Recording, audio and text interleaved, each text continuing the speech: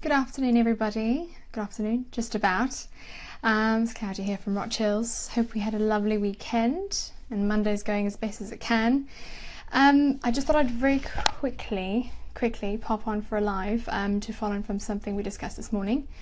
And that's the way the market's moving. So we thought, we're speaking to a lot of vendors, we'd rather share that we've got some tips for what to do in a slow property market. So we're at the point where we're at the halfway point of the year, just over, and we've sort of been discussing how it's changed so far. It's been one of those years where it started one way, we're halfway, and there's been a real change. So we wanted to give you maybe 3 tips today.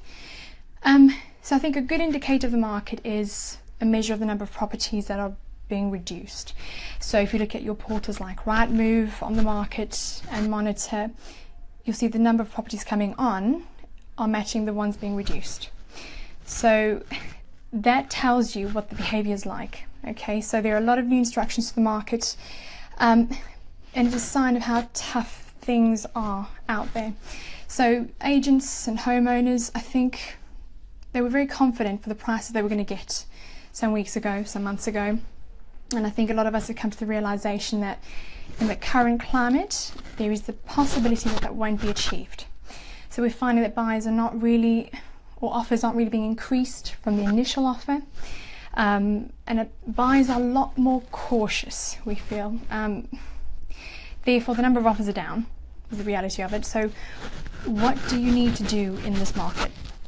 So I think the first tip is negotiating that gap. So we're finding that offers are maybe below in the initial offer, they're much lower than we expect, or the initial expectation.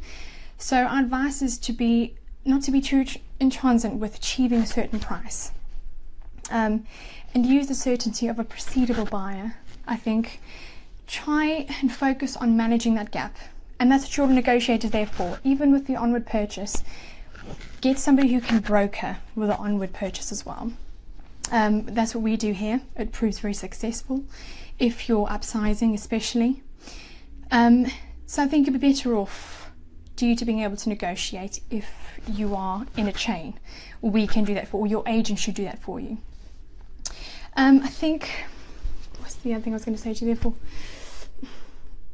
I think the traditional agent being able to broker for you, firstly, is one very important tip.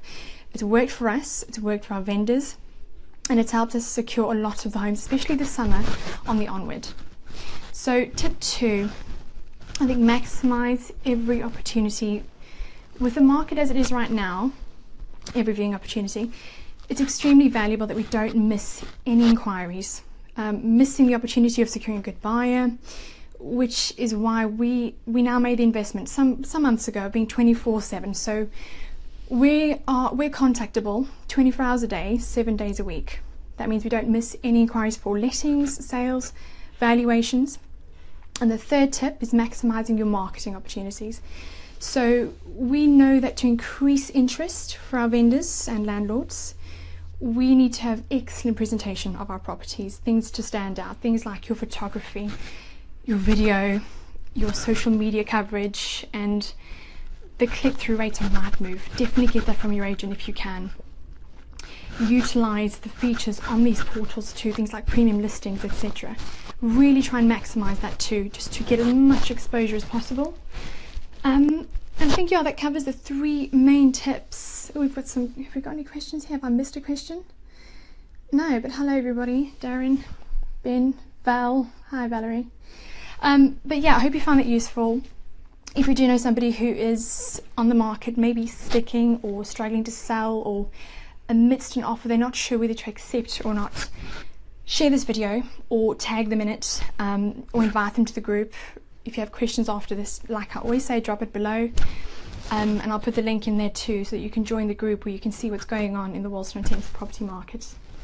3 tips, yeah, I think they covered all 3. And if you need any further advice, direct message myself or any of the other negotiators if you have them on Facebook, or email or call us. Okay, our number is 01932 22 21 20. Hope you found it useful. Have a good week, and I'll speak to you all soon. Thank you.